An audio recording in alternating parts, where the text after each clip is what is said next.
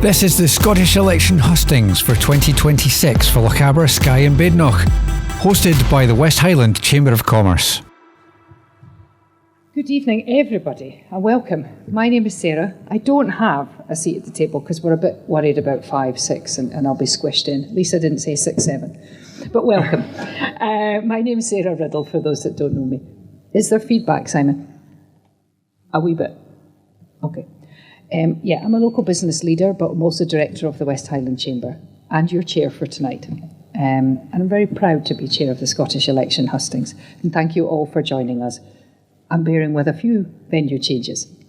The Chamber is incredibly proud to host the event for our whole community. And community is at the heart of everything we do. And I want to emphasise right from the start that our role tonight is strictly an impartial facilitator. We are here to provide a neutral platform so that you can hear directly from the people that you're asking the questions of. And they are also asking for your vote.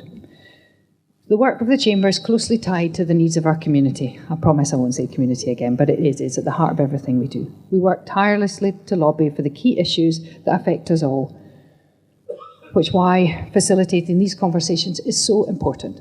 Over the last couple of months, we've provided opportunities for our members and the wider public to meet the candidates at various informal meetings, and some of these are still continuing. And we'll still have, some of these are continuing as well. And all of these can be booked via West Highland's Eventbrite platform. Before we get into the questions, I need to set a few ground rules. Yeah, these are probably for me as well as everybody else. But we want tonight to be a space for robust but constructive debate. Therefore, we ask everybody, both our panel and our audience, to speak respectfully and allow others without interruption to speak. If anyone is unable to stick to these guidelines, I will be tough and I will ask them to stop. And if the behaviour continues, I will simply ask them to leave. We have a lot of ground to cover and want to ensure everyone gets a fair hearing in a polite environment. The format tonight is dead straightforward. Each candidate will have strictly 2 minutes to give an overview of their priorities, and after that we'll open the floor to your questions for about an hour. And we've roving mics, the red ones, so please wait for us to reach you before speaking, although we're in the little room. If you are loud, I'm sure you'll get off with that.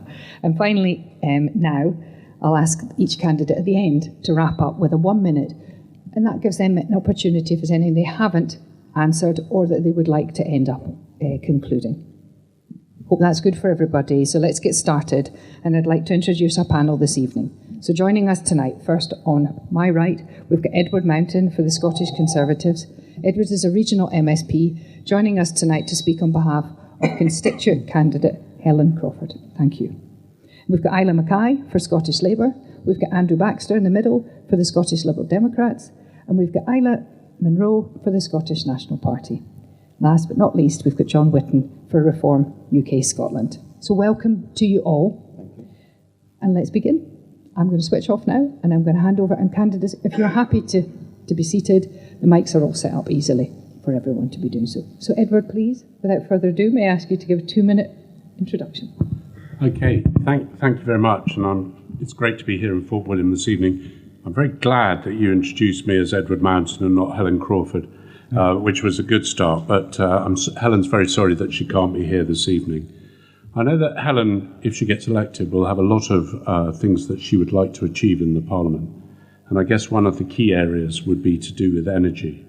We really do need to sort out energy. We've seen, actually, in the last 10 days or maybe 3 weeks, the problems where we don't have our own energy supply. And I looked this evening, just before I came in here, where the answer is being told to us all across Scotland that wind is going to be the solution. 19% of the wind or the power that we're using in Scotland tonight comes from wind. 14% comes from nuclear, and that's UK nuclear. If you add in French nuclear, we're actually more reliant on nuclear at the moment than we are wind. So I think energy will be a key issue. The infrastructure, not only pylon lines and battery storage sites, but wind farms, and how to make sure that the community get the most benefit from the wind farms that are inevitably going to go up. I think that will be key. And I see Helen, if she does get elected, trying to get onto the Net Zero Committee, which is a committee I've convened for the last 4 years. Helen's also got a very strong belief in education. You've seen across our Highland Council area the poor state of the buildings, and I think the need for investment, and that will need to come from central government, not from local government, because they don't have the money. Helen will also take a huge interest in health, something that I've pushed very hard on. We've seen the Belford Hospital finally, after 10 years of the site being bought, going out for plans being submitted. We should have built that hospital years and years and years ago. We also need to get on top of the NHS Highland debt, which is, at the moment is somewhere between 60 to 70 million pounds a year, which is really important to crack. And then business. Helen's a businesswoman. Rates review, national insurance and tourism tax are all going to be key issues. So those are the kind of things that she'll be tackling, and I think you'll want to see addressed. Thank you. Thank you very much. Isla? Good evening, folks. It's lovely to be here. I'm Isla McKay. A brief bit about myself. I live in Aviemore, where I've worked in the outdoor sector for the last 4 years. Through that, I know how the natural environment and how our resilient communities of people here combine to create a really diverse region. I think that's reflected in the varied and thriving businesses that are part of the West Highland Chamber of Commerce. But at the same time, I know the challenges that we face and the consequences of the complacent and ineffective Scottish Government have had on businesses, communities and households. We need a Scottish Government that is proactive about building a better future rather than making excuses. I know many of the challenges we're facing can't be fixed overnight, but they also haven't appeared out of nowhere. They've been developing for years, and the SNP have failed to take them seriously after 19 years in government. This area makes a significant contribution to Scotland's economy and has massive further potential still. Realising that potential and addressing the issues that are holding back our communities requires taking action, working with the relevant sectors and getting the basics right so that we can be ambitious for Scotland's future. Scottish Labour today committed to abolishing Scotland's unfair business rate system and working with businesses to replace it with a new local business levy that helps businesses to grow, supports thriving local economies and addresses the imbalance between the high street and online giants. And a top priority for me in this election is the availability and affordability of housing in our area. Scottish Labour is committed to a major package of reforms, including overhauling planning laws, to get Scotland building again. This is vital for our young people and recruiting and retaining workforce for our public services and businesses in the area. We need childcare provision that's flexible and reliable, schools where every learner can thrive, and opportunities for young people to develop their skills and find employment in our communities here in the Highlands and Islands. An impossible issue to ignore in this campaign is also transport and the state of our infrastructure. Proper investment in our essential roads with rolling maintenance to reduce maintenance costs, further repair costs, must be a priority for the next Parliament. These are the basic issues that matter to people's day-to-day lives, and they're where we can make a real difference in the next Scottish Parliament to help realise this area's potential and build a better future for our communities. I believe this election is a valuable opportunity to elect new voices to Holyrood and to deliver the change that Scotland needs. Thank you.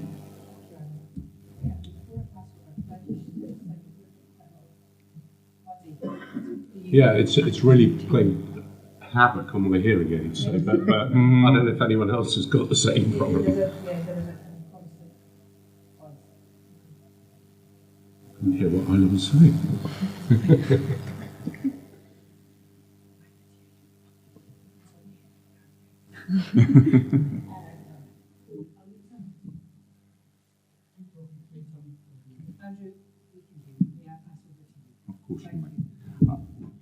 Thank you, Sarah. Scotland and the Highlands in particular has so much going for it, but right now it feels like our country simply isn't working.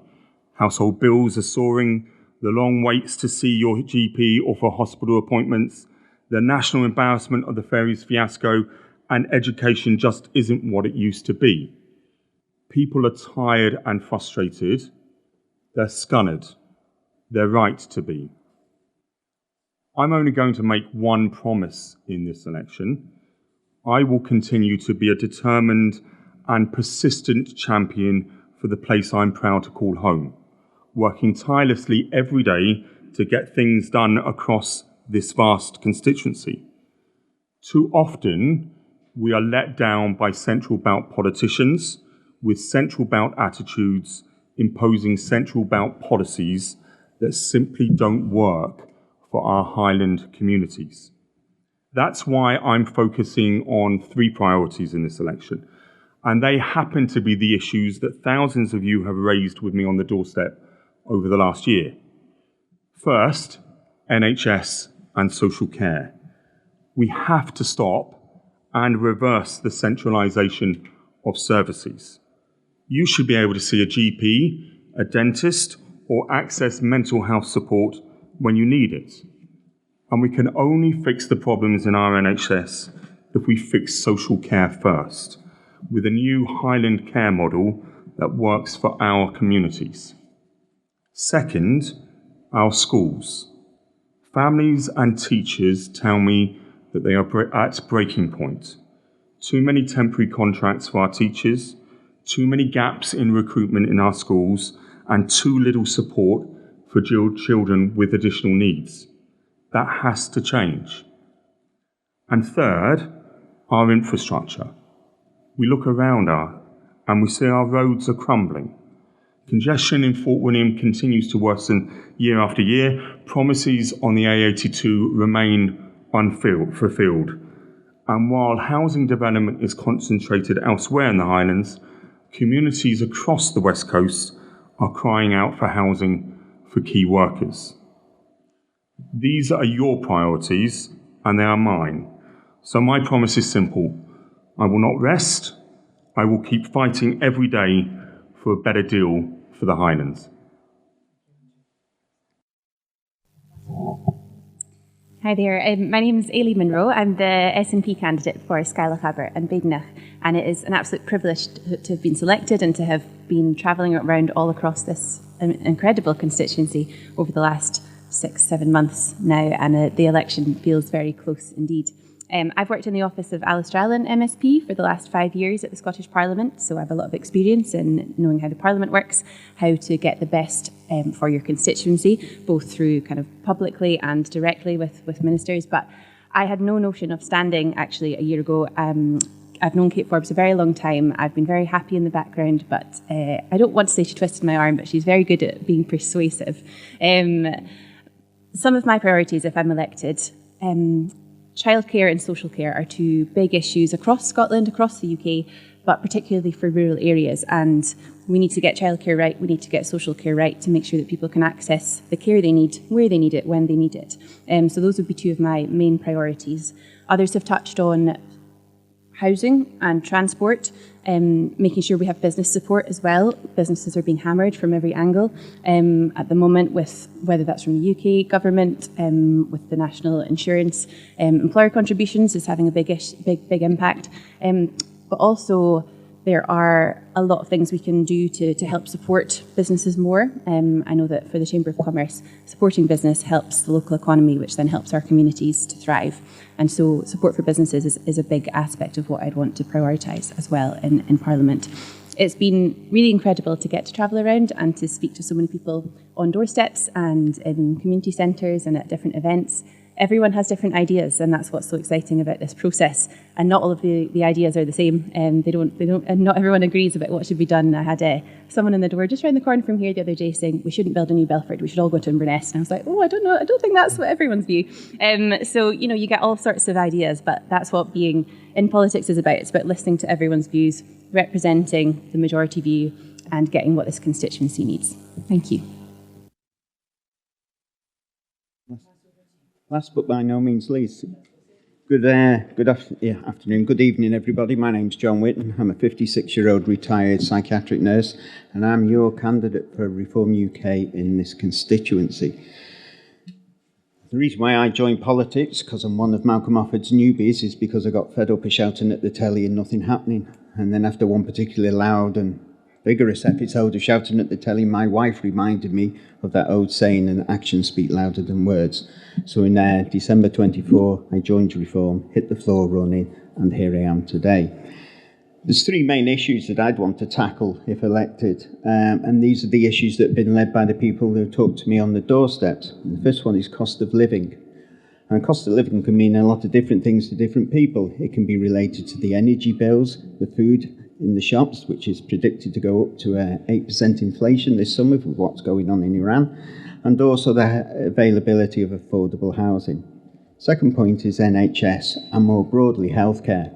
Some people are very keen to have easy access to GPs and then on to hospitals, but an awful lot of people too are getting more and more concerned about the availability of nursing homes in their local area. And it's not passed me by that in the last 12 years in my area, one nursing home has closed every year. And the third one is infrastructure. Yes, we've mentioned roads, but I think rail needs to be involved in that as well. It was interesting that prior to coming here by car, I foolishly looked up getting here by train and decided not to do that because it was 9 hours to get here. We also need to look at air, broadband and mobile phones signals. If you improve the infrastructure and the ability for people to get around the country, then you improve the ability to move goods and services around the country. This makes things more prosperous for businesses. More prosperous businesses pay more tax, and then the government has more money to pay for public services. Thank you. Thank you, and thank you, panel. You stuck to time mostly, but that's all. That's my job. So well done. Thank you.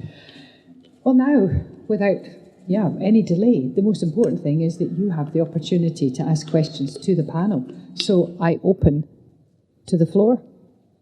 Who would like to start off this evening? Gentleman at the back, Lisa.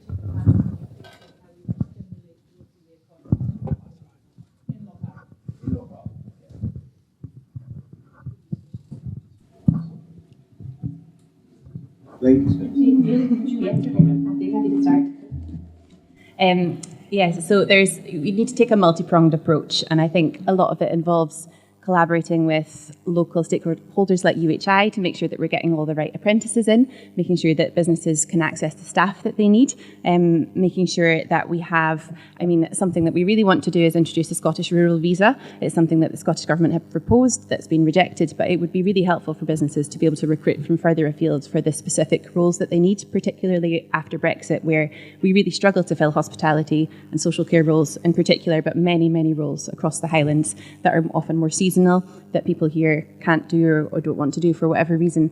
And so expanding our visa options would be great. I think also, this is again something the UK government can do, but that people at the Scottish Parliament can fight for, is getting the UK government to reduce VAT or cut VAT on hospitality businesses, like they've done in many other parts of Europe, to help just now with the cost of ingredients, the cost of delivering services, the cost of energy. If we could have some kind of financial levers tweaked in that way to support businesses better, I think that would really help. On top of that, we've got to get housing right, we've got to get transport right, we've got to get all of our other, all those other issues need work, but those are some specifics on the economy here locally. As I mentioned earlier, it's important to get the infrastructure right. But also I'm quite excited about what Reform has proposed to do with income tax, and that mirror the 3 tax rates or band rates within England instead of the 6 that we have currently at the moment. And on top of that, we'll actually reduce it by 1%, so we'll take a penny off. So straight away, that attacks the 3 issues that I was looking at. Cost of living puts money in people's pockets straight away. And if they've got more money, then they can spend that in the local economy, and that will boost profitability of the businesses there. It helps to retain staff too within the NHS, because straight away a more senior staff nurse would have an additional £2,000 in the pay packet straight away. So then that helps to retain staff. But it also might encourage people to come across the border from England into Scotland, because they know then that they're going to be paying less income tax.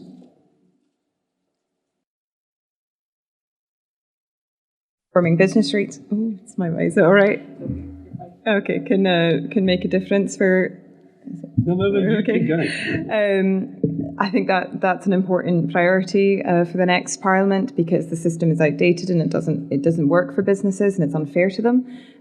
Something else we need to take more seriously is our skills development strategy, and ensuring that through apprenticeships and support for the higher education sector, we're ensuring that those development opportunities, particularly for young people in the Highlands, match up to those growth industries that we have here and new opportunities that that can be explored and that need that workforce, so that you're tying all those different strands together. And as Ailey kind of referenced, there's not one policy lever you can pull on to kind of make these things happen, but what we need to do is join up all these different areas, connect our housing and our transport policies to each other and to regional needs, so that we recognise where we can stimulate growth and how we can do it most effectively for communities.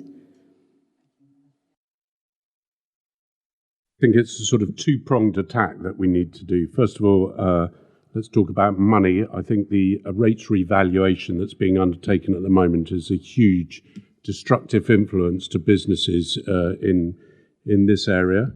I also think the visitor levy is a huge destruction on local businesses in this area, and I'd scrap the visitors levy, and I'd think about doing it a different way if we're going to do it. And a business revaluation, I mean, I don't know who came up with that idea. Well, I do. It was Ivan McKay. I'd get rid of that. I also think we need to build some houses to try and attract people to come up here, and to be able to accommodate those people that do want to work up here. Now, we were promised, I think, about 8 years ago, a massive housing development when the smelter changed hands.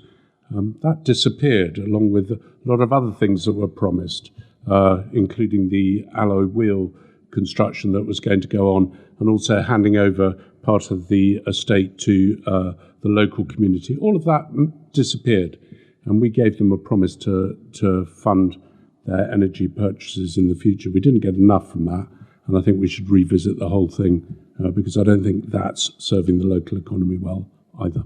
Thank you. Let's face it, the biggest check on economic growth that we're going to face is out of our control, and it's down to the decision by one man in the White House, because his war in Iran is going to have the biggest impact on our economy, not just in the short term, but for the long term. But what we can do as politicians here in Scotland is help limit the impact of that. And I agree with both of my colleagues on the left about one of the biggest... I'm on your right. You're on my left at the moment.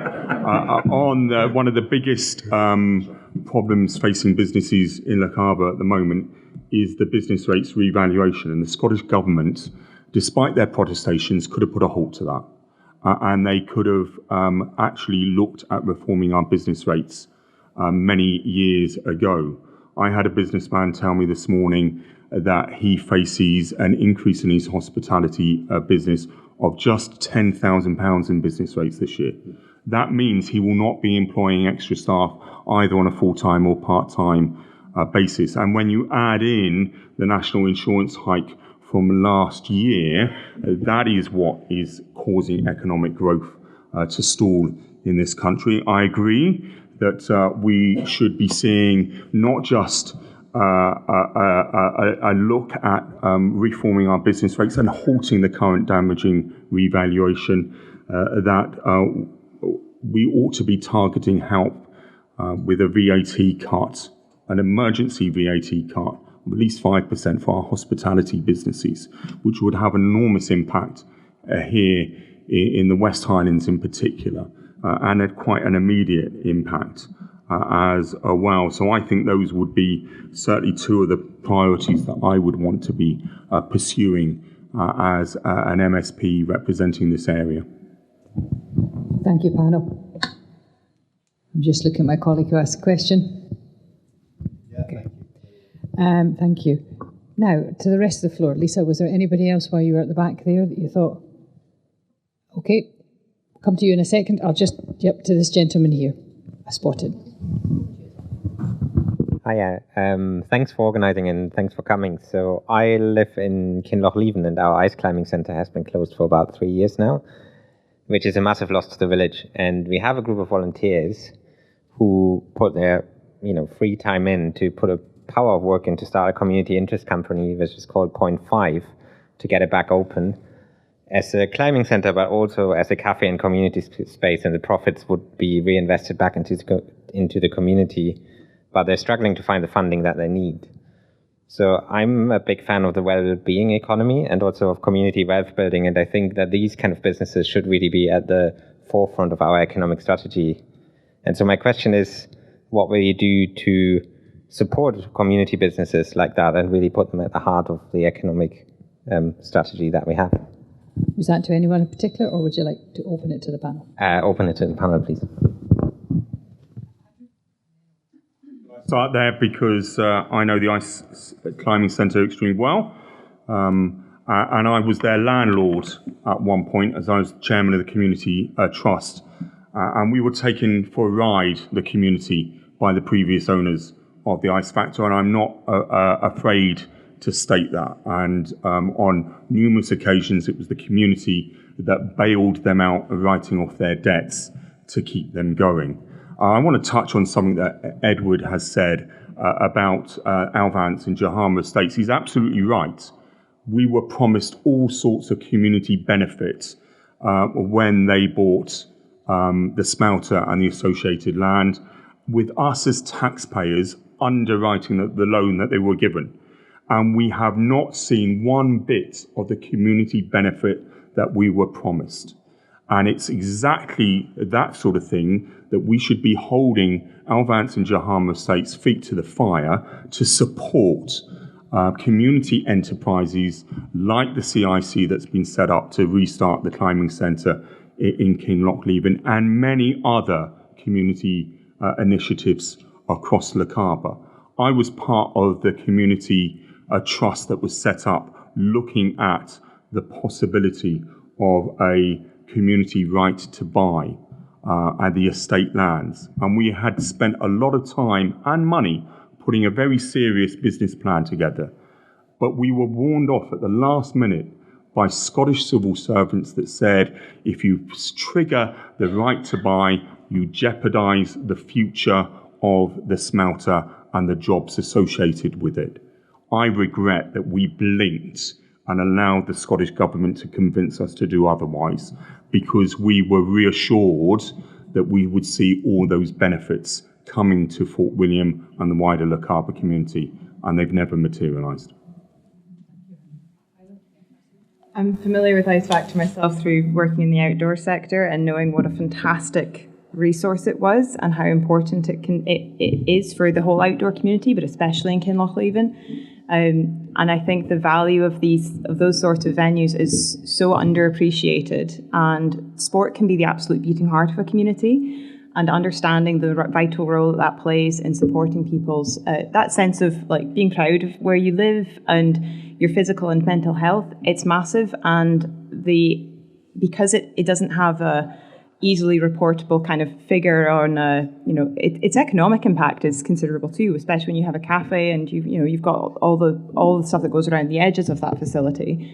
But what it can give to people is quite significant, even if it's not always tangible or quantifiable in some report. But appreciating that value and the significant role that sport and community hubs like that can play, especially in rural areas, I think is absolutely the starting point. And you have to, I get so enthusiastic about it because it is so significant, and that plays a really unique role for the whole community in the Highlands, but especially there. And so you have to appreciate that, and we need to think about our decision making when it comes to the funding of these sorts of places in the bigger picture context, because it's not just about whatever the kind of figures that come out of it are, it's what it means to people. And every penny that you invest in something that supports health and well-being, you save in NHS costs further down the line, and you make a more vibrant and thriving community as well. So everything that we can do to kind of support something like that would be a serious priority for me, because I know the value of it.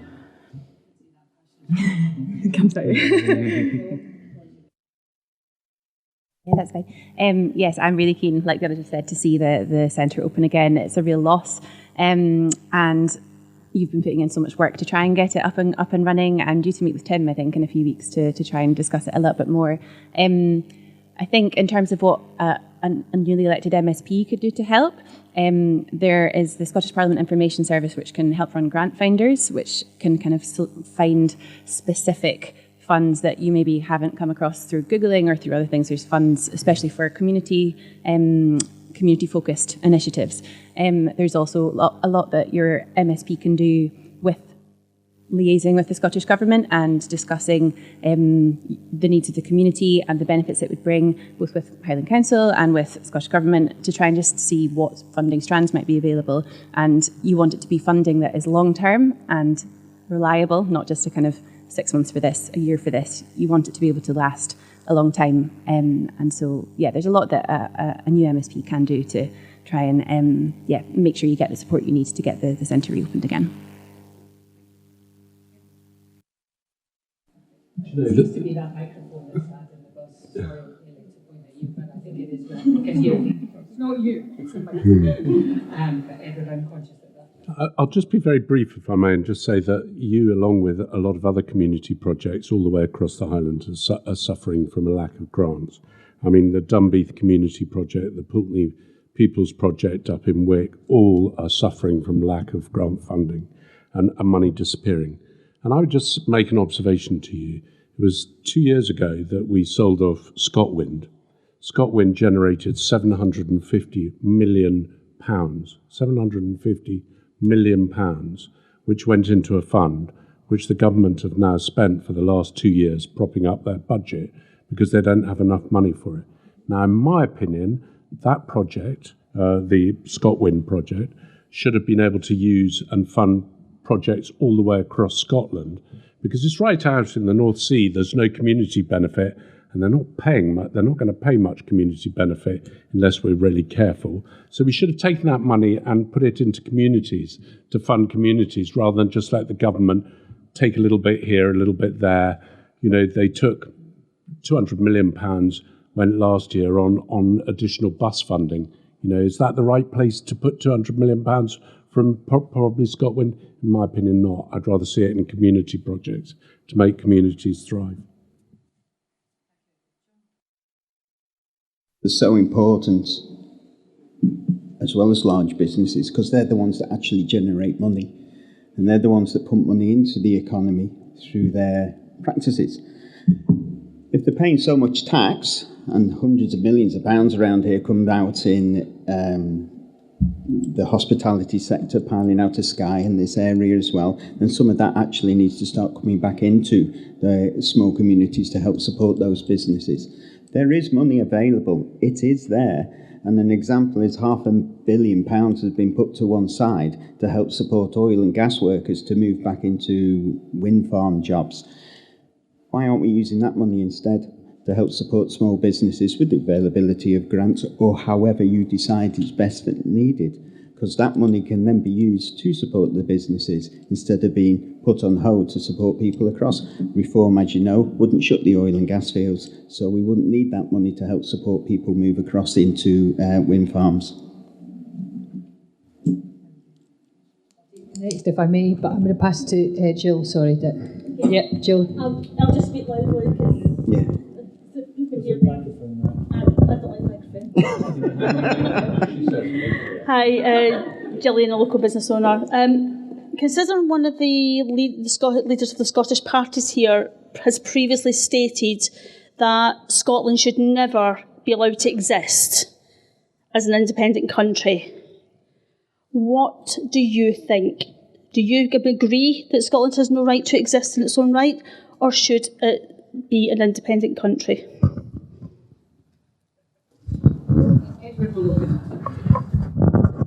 Okay, my comment is very simple, that we had a referendum in 2014, and since then things, in my opinion, have gone downhill. Alex Salmon, who I'm not a great fan of, but I kind of understood where he came from, which he said in 2008, that if we proved we were competent to run the country, then we get independence. Well, the fact that it hasn't happened is because we are still not producing and doing things well enough. Our National Health Service, I'm telling you, is an absolute disgrace in the island. I'm going to please, Gillian, you must respect the speakers or else we'll have to... I've experienced from the National Health Service when I had my bowel cancer and the fact that I couldn't get an operation because there was no availability.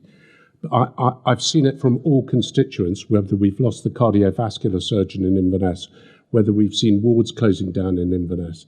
We've got a lot to do in Scotland, and I think independence, frankly, at the moment is a distraction. Let's get Scotland sorted out properly and get it firing on all cylinders, and then if you want to talk about independence, I'd be happy to talk about independence. Now's not the time.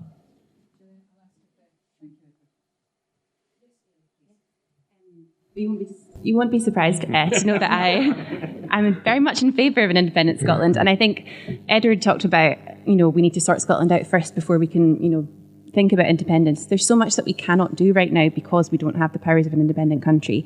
We cannot legislate on energy policy, which is, demonstrated at the moment. We could have had a price cap on heating oil. We've asked for that for years and years and years. That's not been brought in because competition in the market keeps it low. No, it doesn't. We also could, if we had control over immigration, we could have those tailored visas like I spoke about earlier. If we had control over defence, if we had control over, employment law, we could do more with maternity leave, paternity leave. There's so much more we could do if we had the powers of an independent country. I would also say that why have things gone downhill? Well, after the referendum, we had Brexit, which took a massive lump out of our economy and still continues to do so. Then we had COVID, which was really badly handled by Westminster. I think the Scottish Government coped fairly well with it, but there's obviously lessons to be learned there too. Our NHS is improving, slowly but surely. 8 months now, we've had drops in waiting times. So we've turned a corner, like that the rest of the UK is also doing.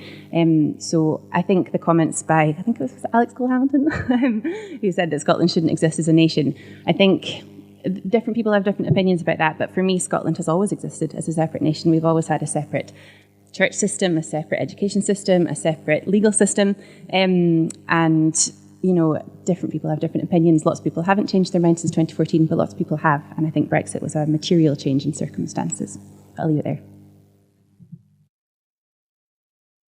I'm unusual, and it may surprise you that I actually voted for independence in 2014, and I've always been open about that.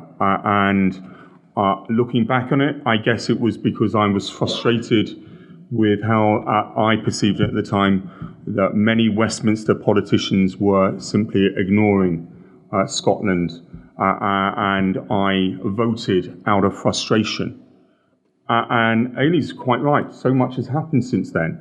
We've been taken out of the European Union, and we are in a much more unstable world than I certainly have experienced in the whole of my lifetime, certainly since the end of the Cold War. And so I, at the moment, would not support independence because we have seen the impact of leaving the European Union, and when we were actually told by many that it would be such an easy prospect and that Brussels would be begging us to get the best deal possible. Well, can you imagine what would happen if we left the Union at the moment with all the experience of leaving the European Union and the impact that would have on our country at the moment in a world that is so uncertain and unsure? I'm not saying that, rather like Edward, that we shouldn't revisit it in the future. I always take the principle that I respected the outcome of that referendum back in 2014, even though at that time it wasn't the outcome that I had wanted. And likewise, I respected the outcome of the Brexit referendum. Again, one that I didn't want that particular outcome whatsoever. And I'm prepared to respect both of those for the time being until circumstances change. And now I know Gillian aimed that question fairly and squarely at me, referring to Alex Cole-Hamilton's comments. And if you actually look at the entirety of his speech that he made on that occasion, he was actually referring that he didn't see that we should go back to the divisions of the past if you look at the rest of the speech and that particular quote, rather than saying that Scotland shouldn't be ever going back or should ever be seen as an independent nation.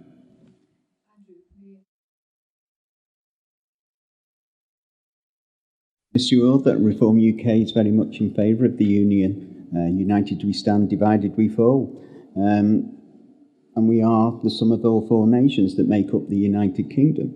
My concern is on a financial level. If you did vote for independence and you got independence, then you'd be expected to you wanting to join the EU. But unfortunately, Scotland borrows too much money to be able to actually join the EU. It borrows 12% over what it actually earns. The EU rules are 3%, so you straight away don't fall in that rule bracket for joining the EU.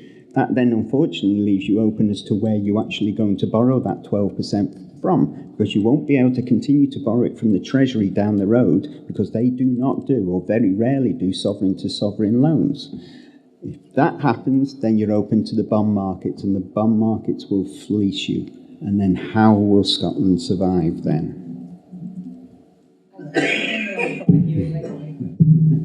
Scotland does have a distinct and proud national identity. We are a nation. We have our own institutions. We have our own identity, and I feel very strongly about that. But one of those institutions is the Scottish Parliament, and it can make a real difference to people's lives.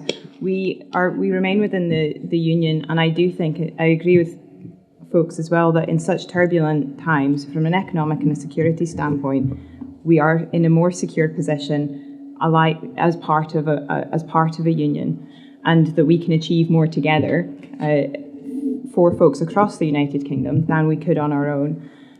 But I don't think that is mutually exclusive with a distinct Scottish identity, because I feel very strongly that that is the case. The independence referendum was when I kind of became aware of politics, and I was 14, 15, and I was upset by the notion that somebody could say, you don't care about Scotland or you're not Scottish because you don't agree with me on something. I think everyone here who is taking part in this election is doing so because they care about Scotland, and because we recognise the potential of the Scottish Parliament as an institution to make a meaningful difference to folks' lives. And that's really what I'm focused on and how I feel about it, because I think it's an important question that we continue to reaffirm and keep open. But I think there's, Can I just come back to Edward very quickly about the difference between Scottish and English NHS? Yeah, very, very quickly. I've experienced both. Can I just say that at the moment, the care I'm getting from the Scottish NHS is far superior to anything I've ever received down south. And I think it's about time that we start to see the good things that NHS are doing, not just the bad. Okay? Can I just vote? No, I don't want to. No, I don't know. I think it's important to respect, please, that Edward should be given the opportunity. Well, all I would say is I absolutely respect our frontline staff on the NHS. I absolutely believe they deliver the best possible service they can. I'm afraid where they're let down is in the management. And you only have to look at my postbag for the last 10 years. Probably about 80% of all my casework is to do with the NHS. And I want to see it better, because when we need the NHS, we need it to be working on full capacity and full ability. And let's be honest, we're all going to need it at some stage. You and I have probably needed it earlier than we'd hoped, but there we are. We're out the other side, hopefully. Okay. Hi. My question's around the recent assisted dying bill. I watched it with interest and looked at the detail of the bill and thought it was a very sensible proposal. I felt like it balanced allowing people who are terminally ill to die with dignity, as well as ensuring there are adequate protections in there for vulnerable people. And I was very disappointed to see that our representative voted against it. So my question to all the panel is, if you had been our representative in the chamber recently, how would you have voted on the bill? Thank you.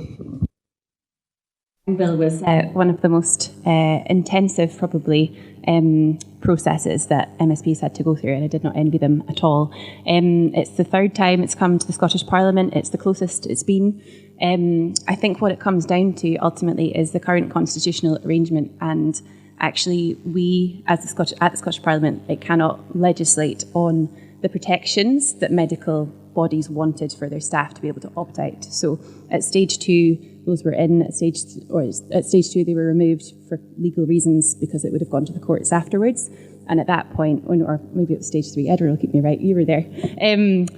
Those were removed, and at that point, the medical bodies, many of them, removed their support. And I think that was what swung a lot of MSPs away from it.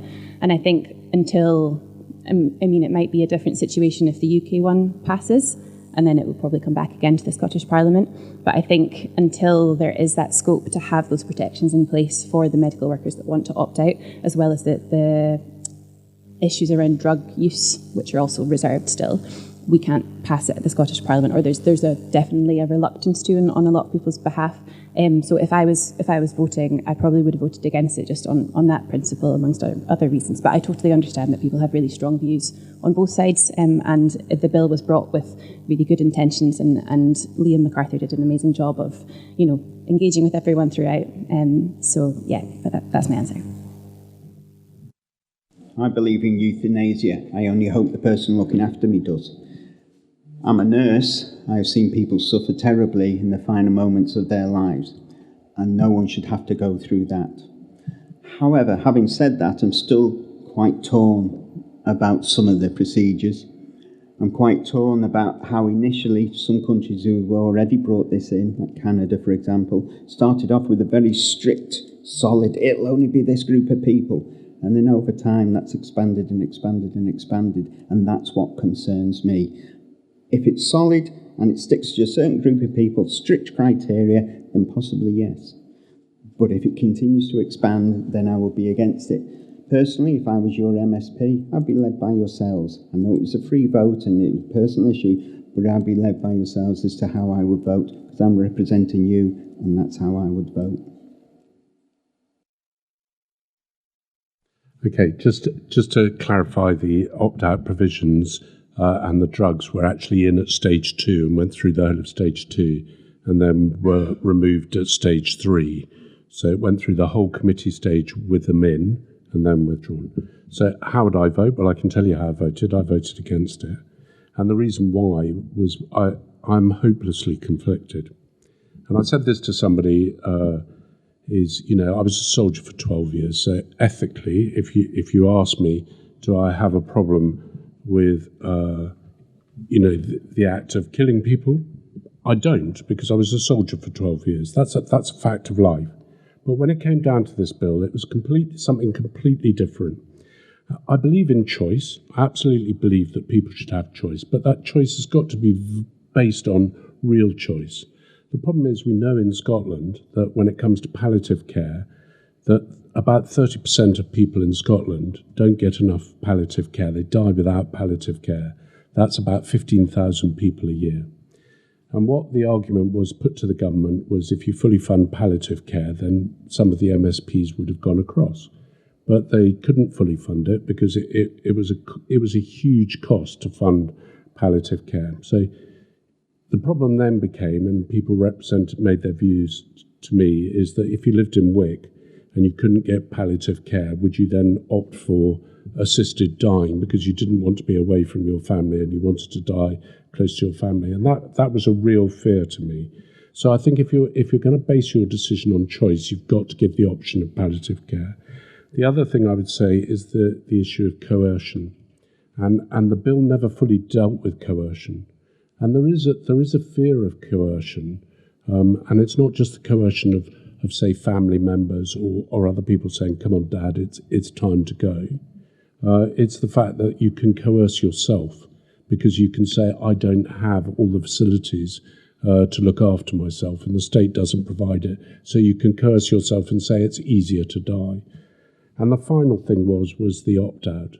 Now, it's up to you whether you support it or not, but we know that 40% of palliative care doctors and nurses don't want to be involved in assisted dying. We also know that a lot of care homes don't want to be involved in assisted dying. Now, the bill, there was no opt-out clause because it had been removed. And for those reasons, it became a complete minefield to me. And I couldn't support it. Not because of religious beliefs. I'm not a believer in God. I'm a believer in doing what's right when you're here into your own moral code. So it wasn't God that drove me. It was the fact of those three reasons. And it was the most difficult decision. And I would say to you that if it comes up again, by all means write, as hundreds and hundreds and hundreds of constituency did.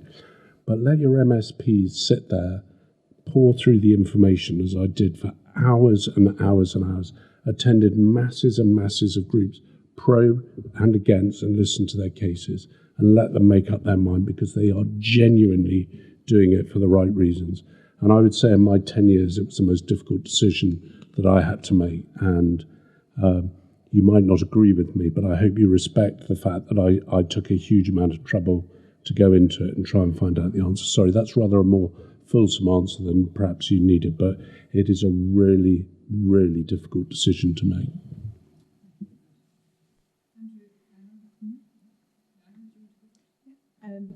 I think my personal concerns around the bill have been brilliantly articulated by Edward, who of course, having been there and been through all of it himself, is far more meaningful. But I understand that as a deeply emotive and personal issue for folks, the importance of all of this debate having been conducted with such respect for those different positions is commendable. And I think that the bill and the conversations that it's prompted have done a lot to kind of move forward our positions in some regard to this. We now better understand what those concerns are, and I don't think it's a closed book, this conversation. It's going to continue, and it was a test of the Scottish Parliament to scrutinise it properly and without party politics, because it's such an important and to many moral issues. But I personally would have voted against it in that form because of those same concerns around palliative care, and especially, I think, just needing to knowing that is sufficient in the first instance, so that people can have free choice in that matter, is important. But also respecting that people, the desire for dignity in dying is really meaningful to folks as well. But I don't think it's a closed conversation. I think that debate has moved us forward in that regard. I didn't envy Edward or any of his colleagues in the Scottish Parliament the decision that they were having to make. I would say that for all the criticism of the Scottish Parliament, we probably saw the best of it, certainly during that final debate, which I watched. And like many others, I was deeply conflicted about it and agonised about, well, what would I have done if I was in that position? And I don't have the benefit of those MSPs that were involved in spending several years of scrutiny through committee, considering all the amendments as the bill progressed through Parliament.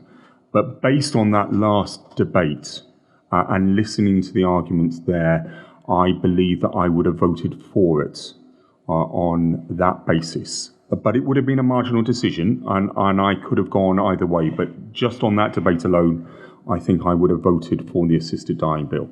I think what we need to do now, because it will eventually come back to the Scottish Parliament, maybe not next term, but the one after that for sure, is whoever's forms the next Scottish government genuinely does have to look at palliative care in this country, because that is the missing link. That is where we are letting down so many patients and families as they enter the last few months, days of their life. And if we can get that right, that will make a huge difference to so many people in this country. And I would like personally to see much more funding going into our hospice network, because they do an absolute fantastic job with very limited resources. Thank you all. I should just warn the floor, we've got just over 20 minutes of question time left, so rack them up and we'll do good. And we'll pass to Lisa. Yep, there's a question at the back.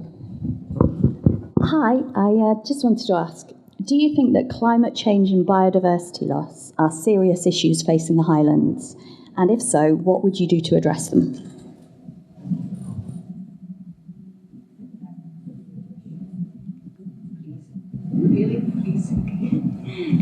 So yes, they are definitely real concerns. The Scottish Government has recognised the twin crisis of biodiversity loss and climate change. It was really good to finally see the climate change plan published just before Parliament broke up.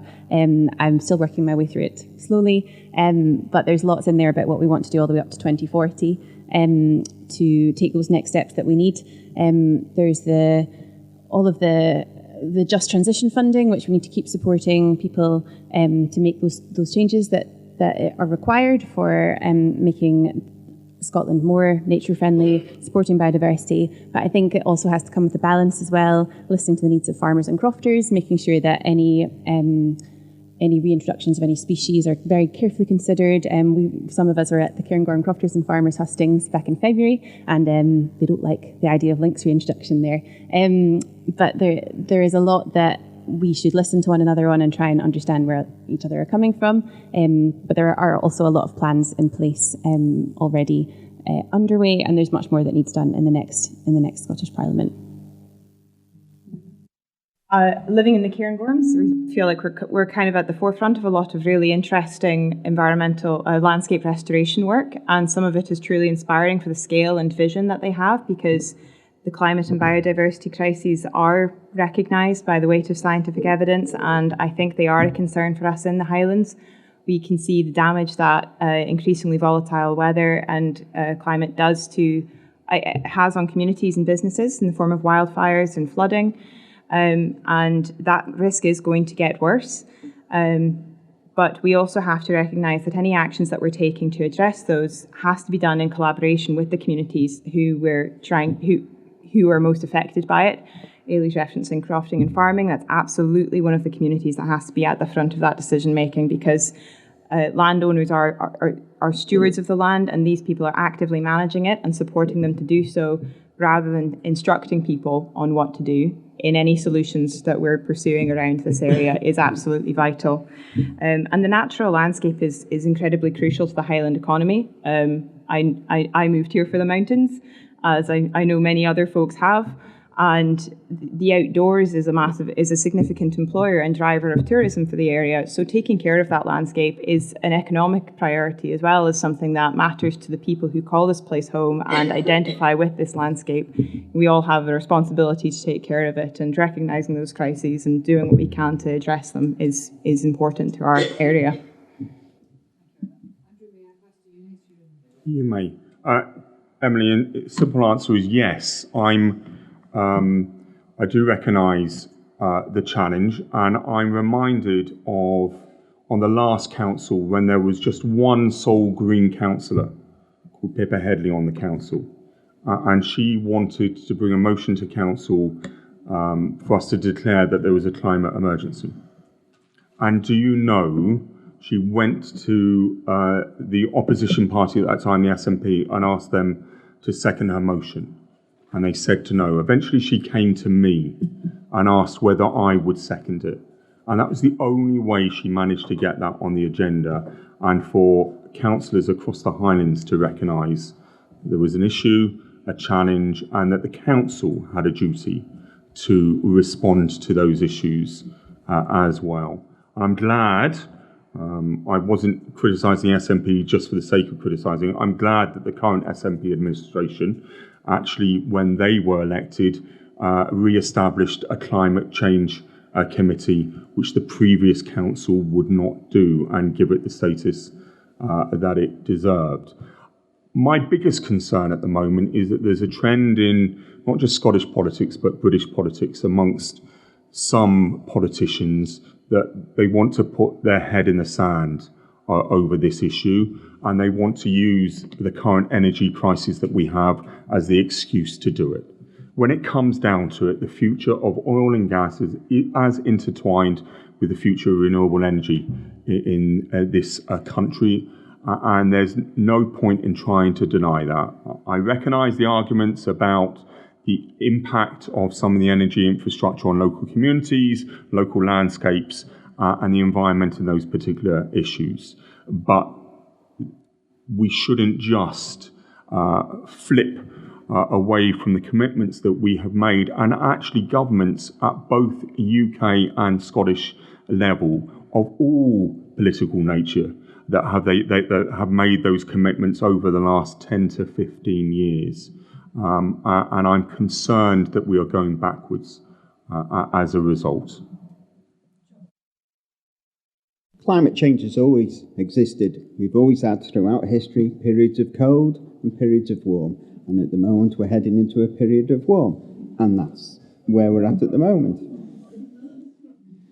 But trying to attack and tackle that climate change and the warming that we're experiencing at the moment shouldn't be destroying economies. 60% of your electric bill is all levies and taxes. Levies and taxes to support the wind farms that are dotted all around Scotland. And Scotland has enough of those at the moment. There are only 3 Munros in Scotland where you can't see a wind farm. We're told that climate change and the heating up of the planet is going to cause deaths. But if we're not careful with our power grid, blackouts will also lead to deaths. And the example of that is in Spain, when we had a blackout over there, because the renewables tripped and cascaded all throughout the system and created a blackout across the country there were 11 deaths. We need to rely on both forms of energy. I appreciate that. If Reform form a government tomorrow, don't think we're going to start running around the hillsides with chainsaws, chopping down windmills, because we're not going to be doing that. But we do need to open up the oil and gas fields in the North Sea to make sure that we have energy and fuel security. I completely respect your point of view, but come out with me tomorrow and climb up Badenoch from Kinloch Leven, which is a Munro, and I can guarantee from the top of that mountain you will not see a wind farm along any of the 7 Munros that make up the Memorial, or the Glencoe Munros, or the Rannochmore ones beyond. So if you're going to make bold statements like that, perhaps not make them in Lochaber, where we've got a room full of hill walkers and mountaineers that know what the truth is.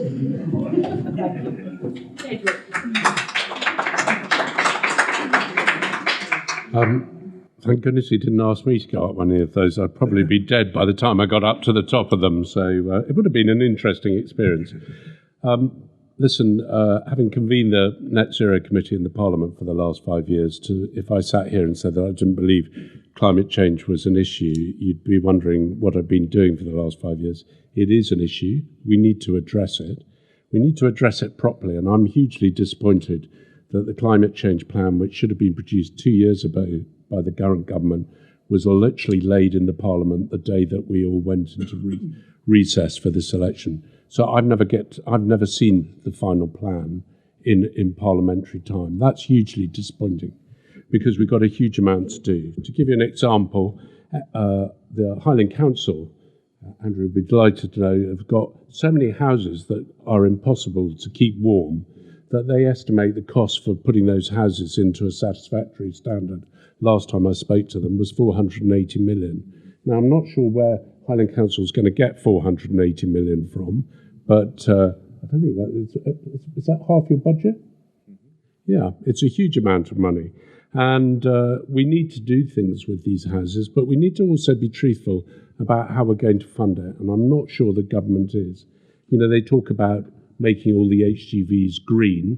Well, the industry says that HGV green lorries aren't going to work, not for another 20 years anyway. They don't see them working. So they're sitting on fossil fuels. There are a lot of holes in it. We've got to address it, but we've got to do it in such a way so as not to bankrupt the country and bankrupt the businesses that rely on those vehicles. You know, we're not all going to buy EV vehicles tomorrow. We don't all have £20,000 to buy a vehicle. You know, we're going to have to be more sensible, and we could work out drop-in fuels for our cars and our lorries and come up with it. So I do believe it's a problem. I don't believe the climate change plan has sorted out, and I'm hugely disappointed by this government, who should have laid the plan 2 years ago, have laid it 2 years late on the last day in the Parliament. And that, to me, is a huge disappointment.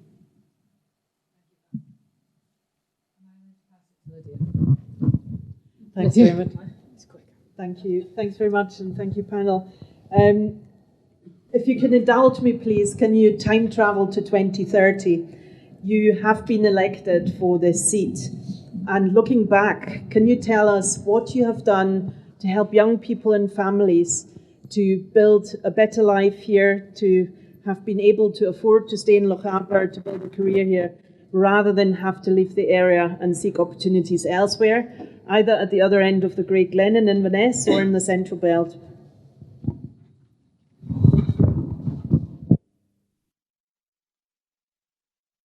If I get elected and come back here in 2030, then my exit strategy from the thing, but I think that any MSP who looks back from 2030 to try and address the problems that you are talking about is the same as what I've been trying to address.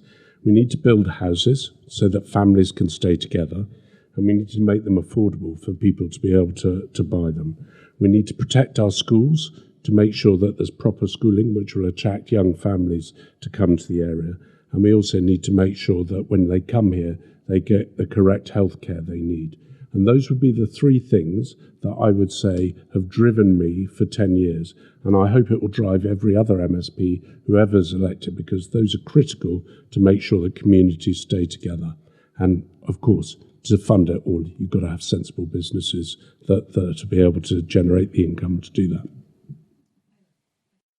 I think something I'd really like to be able to look back on and see a difference in is our schools and the level of support and resource that we put to them, because as it stands, teaching staff and school staff are stretched beyond capacity, and they see day to day how many children, they're there because they want to see children fulfil their potential, and they're not able to do that.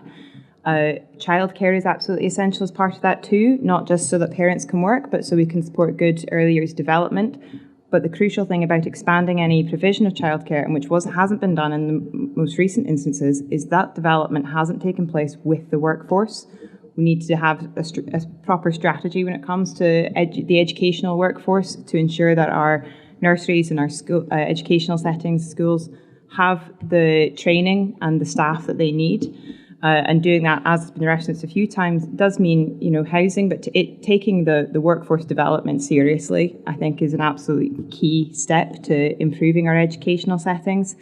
And beyond school, having a strategy for skills development and higher education where colleges have a remit for skills and a crucial role to play here. We see the difference that UHI makes, and valuing that unique offering that it has is vital.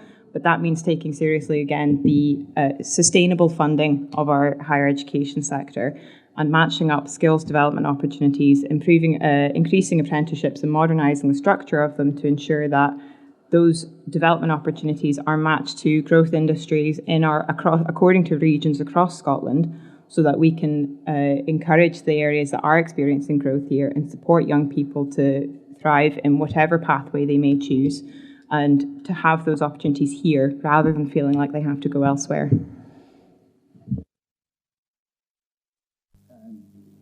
We're very much committed into improving and creating more houses. We're committed to building 15,000 houses each year to make sure that those houses are available to local people.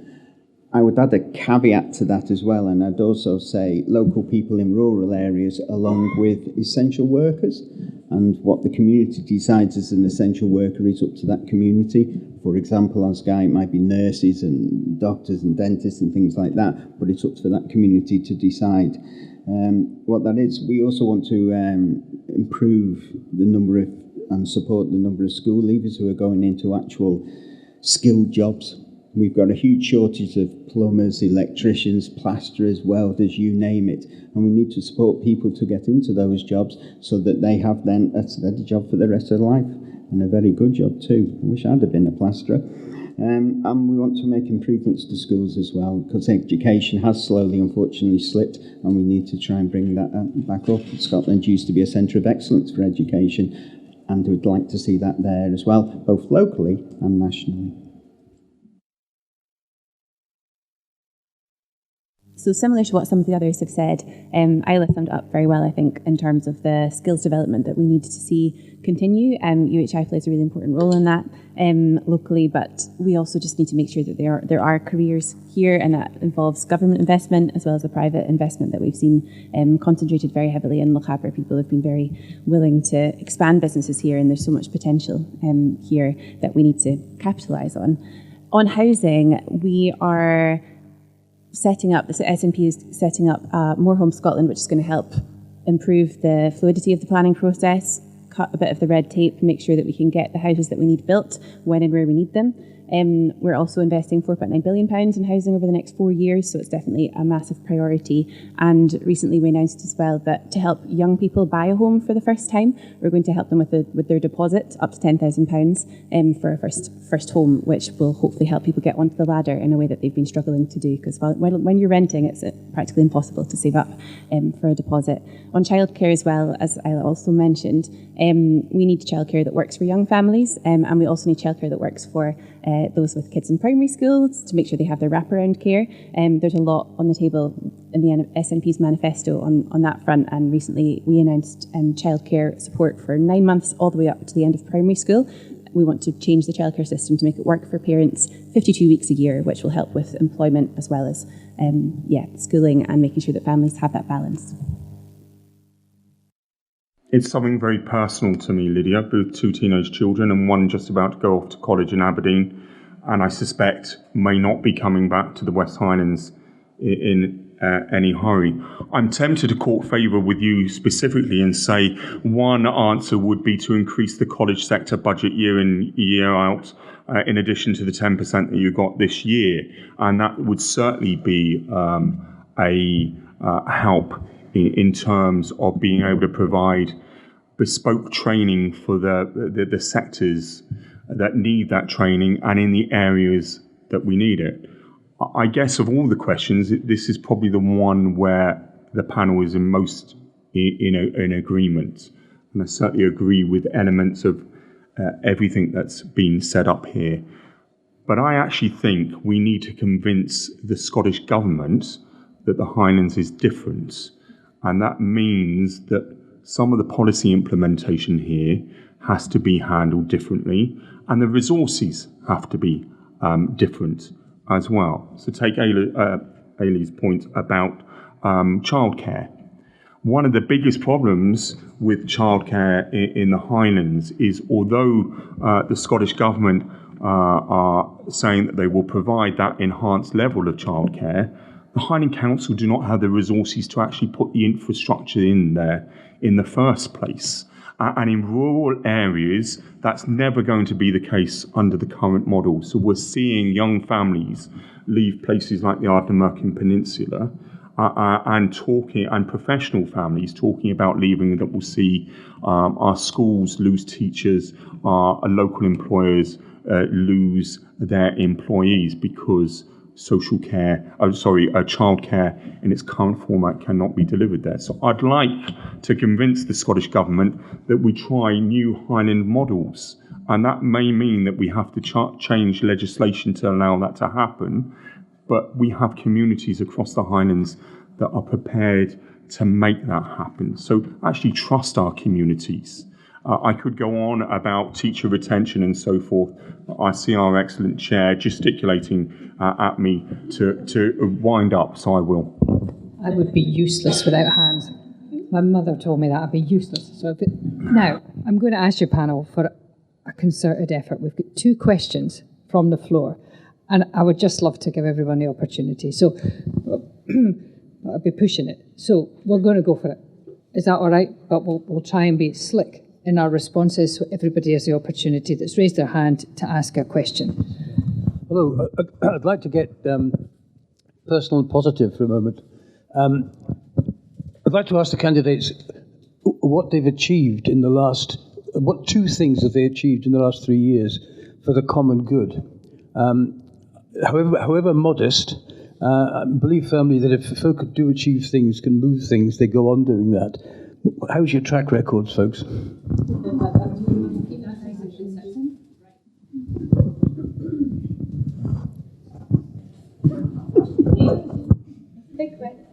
That's a big question. If I could sum up super quickly, because I know we're tight for time.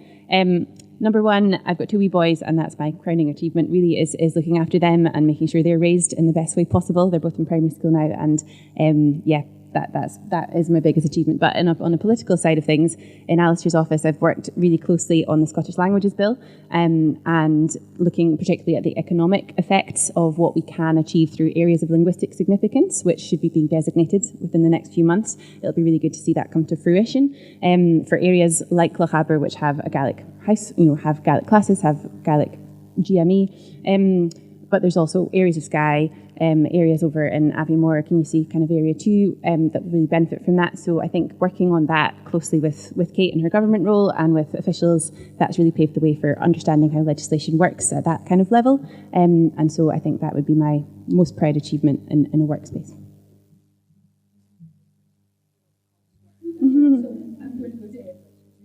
Okay, two very quick ones.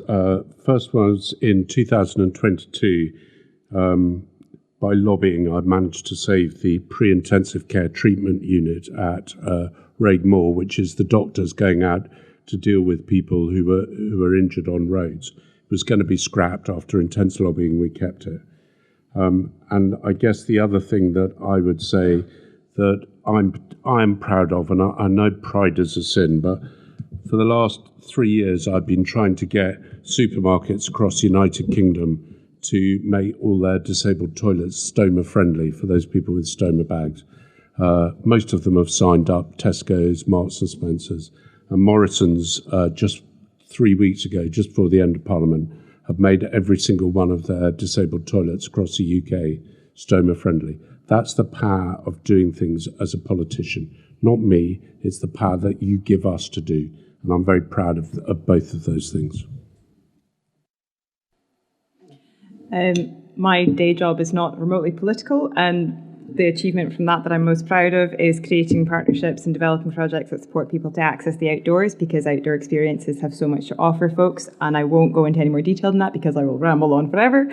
And the thing that I have done in my spare time as a volunteer and as a member of the Labour Party is supporting the development of our policy around children and young people, with a particular view to ensure that every offering that we make in this election is designed with the Highlands and Islands in mind and is designed to work for our communities so that children and young people here can have the best start in life as much as those elsewhere in Scotland. The first is unfinished business, but working with our MP Angus MacDonald on the social care for the Highlands agenda, which the pinnacle of that was the social care conference just last autumn, which brought experts from around Scotland together to discuss the challenges and look at the way forward. As I say, unfinished business. In the Fort William context, I think I've helped the common good by appearing as the Sheriff of Nottingham in Robin Hood, so collectively the town could boo at me more than they would normally do so. Thank you, Andrew. That's a really difficult question for me to answer because reform's only been going for about a year now in Scotland. But I've been very much involved with reform in that year, in growing the Reform Party within Scotland to the point now where we have 12,500 members, and hopefully will continue to grow.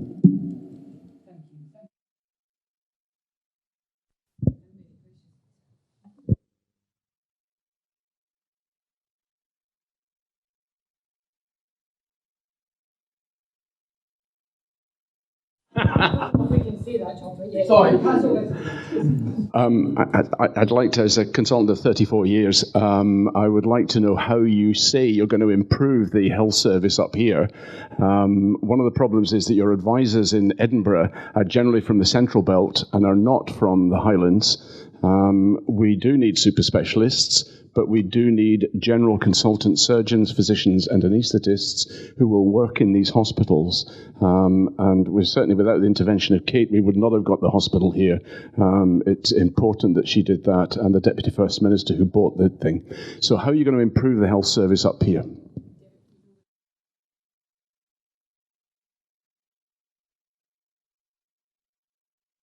Very quickly.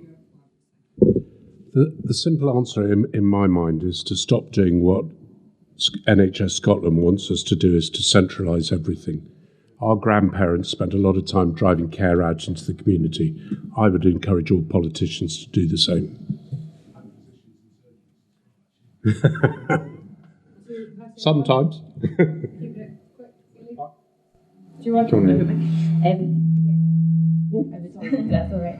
I would echo what Edward said. It's about the decentralisation again of as many services as possible. While the National Treatment Centre has been really helpful for driving down waiting times for operations, we need people to be able to access healthcare in their own communities as much as possible, and there needs to be a step change there.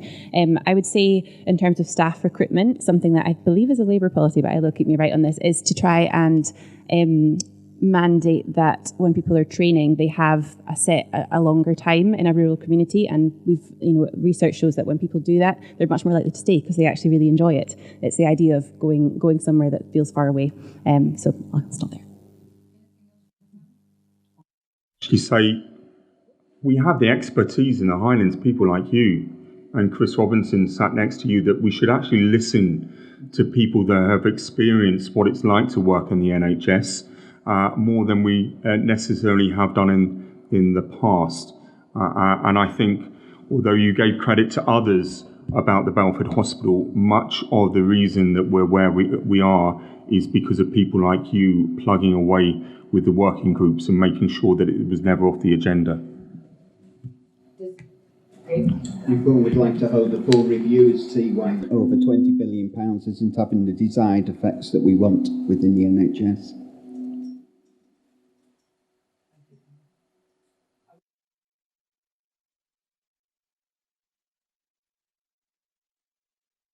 I absolutely have not got time for one more because I'm a rubbish. Yeah, but I do know this young person as well because he goes to school with my young person. So let's go for it. I'd like to ask the Reform candidate why, when mentioning climate change, they talked about 10 people dying in Spain, but not the fact that oil per terawatt hour kills over 30 times more people than wind.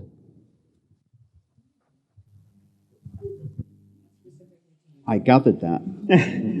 Yeah, it is a fact that I think it was 11 people actually died in Spain as a result of the blackout. What I'll say to you there is North Sea oil and gas is some of the cleanest North Sea oil and gas that's produced in the world and has some of the lowest carbon footprints in it. Importing oil and gas, according to the oil workers that I've spoke to, has a bare minimum of 7 times the carbon footprint as extracting our own oil and gas out of the North Sea. Thank you, John. Mm-hmm.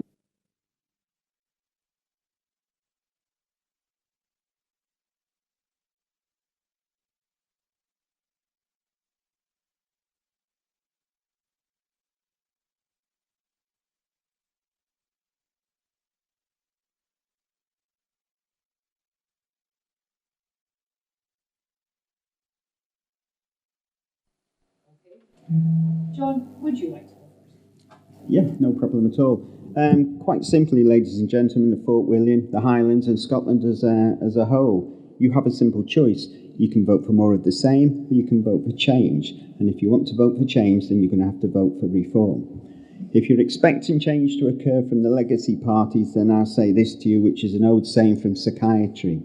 The best evidence for future behaviour is past behaviour. Thank you.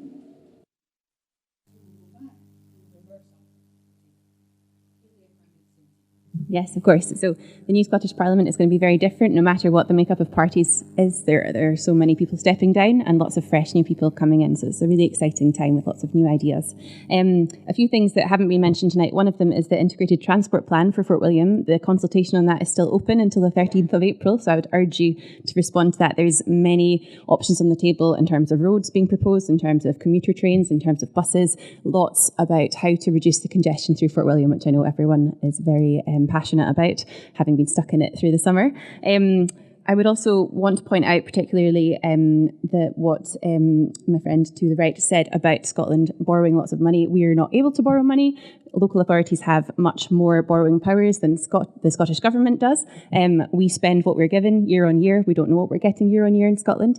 And so I think that's important to state. We have money spent on our behalf by the UK government, which would be different in an independent Scotland. But I'll finish with this. It's been a privilege to be here tonight speaking to you all. Thank you so much. And don't hesitate to get in touch with any of us individually. If you'd like to put a question to us that you haven't been able to tonight, we'd be delighted to answer. This is the best time of the campaign where people are firing emails at us and we're going around doors and having all the best conversations. So really keen to continue the dialogue with you all. Thanks so much.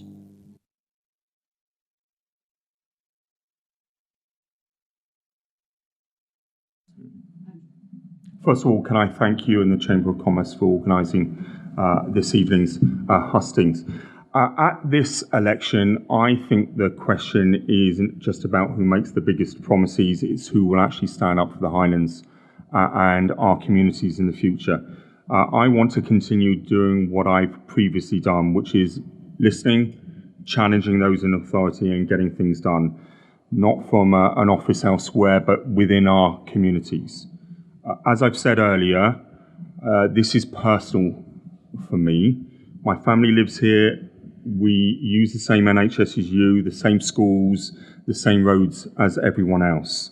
And I know, as I think most of you do, the Highlands can be much better than it already is. We can have better healthcare closer to our home, better support for our schools, and infrastructure that actually works for our Highland communities.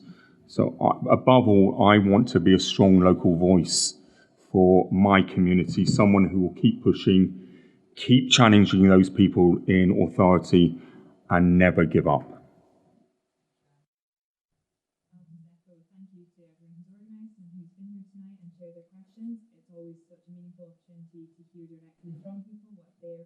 Are for this election, and it's 5 weeks to go now, I think.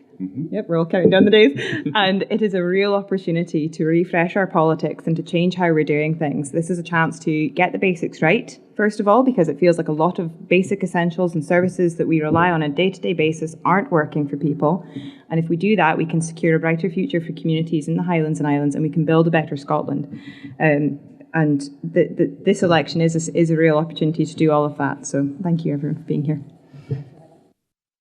I'm probably just going to start off and say that I think it's great coming to a hustings where I'm not actually counting on your votes. I know Helen Crawford is. But can I just say that not only thank you to the Chamber of Commerce, but thank you to the colleagues on the table here.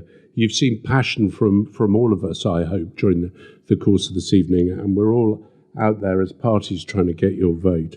I would just say that I've seen Scotland with 18 years of the same government, and we're being told that it was broken, but it's now getting better. Well, why was it broken? You can't put it all down to the fact that Scotland's Parliament doesn't have the powers. It's a very strong Parliament, and it has a huge amount of powers. The trouble is we spend a lot of time doing legislation that we shouldn't do, like banning greyhound racing. Of course, there's no greyhound racing in Scotland. We need to grow the economy, we need to grow jobs, we need to grow houses. I don't believe high taxes do that. I believe businesses do that, and businesses will invest in it. And the health of our nation, Scotland as a whole, will be based on the health of the people within it, which is why we need a great NHS. And I know my party and Helen will make sure that they can do everything they can to make sure that that's delivered. Thank you. What a wonderful panel.